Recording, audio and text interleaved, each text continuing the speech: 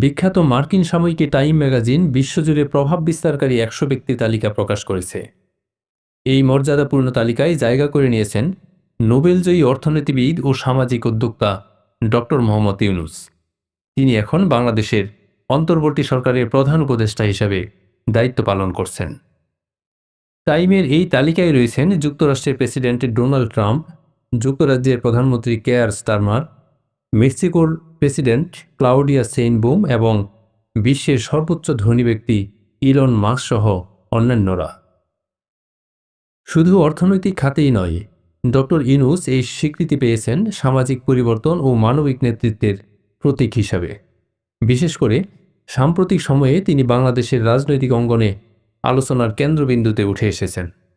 ছাত্র জনতার নেতৃত্বে গণ আন্দোলনের পর একটি স্বচ্ছ ও মানবিক নেতৃত্বের প্রত্যাশায় জাতি যখন আশাবাদী, তখন ডক্টর ইউনূস হয়েছেন গণতন্ত্রের পথ প্রদর্শক। প্রতি বছর বিশ্বের প্রভাবশালী ১০০ ব্যক্তির এই তালিকা প্রকাশ করে বিখ্যাত সাময়িকীটি। ১৯৯৯ সাল থেকে প্রতি বছর এই তালিকা প্রকাশিত হচ্ছে।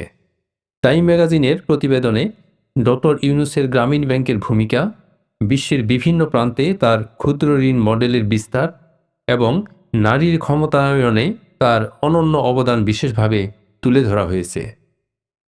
সাবেক মার্কিন পররাষ্ট্রমন্ত্রী হিলারি ক্লিন্টন টাইমের জন্য লেখা এক প্রবন্ধে ইউনূসের ভূয়সী প্রশংসা করে বলেন, তিনি শুধু অর্থনৈতিক বিপ্লব ঘটাননি, বরং বিশ্বের প্রান্তিক মানুষের জীবনে আশার আলো জ্বালিয়েছেন। এখন তিনি আবার বাংলাদেশের গণতান্ত্রিক উত্তরণে গুরুত্বপূর্ণ ভূমিকা পালন করে যাচ্ছেন। হিলারি লেখেন, এই স্বীকৃতি বাংলাদেশের জন্য যেমন গর্বের, তেমনি ভবিষ্যতের জন্য এক অনুপ্রেরণাও বটে।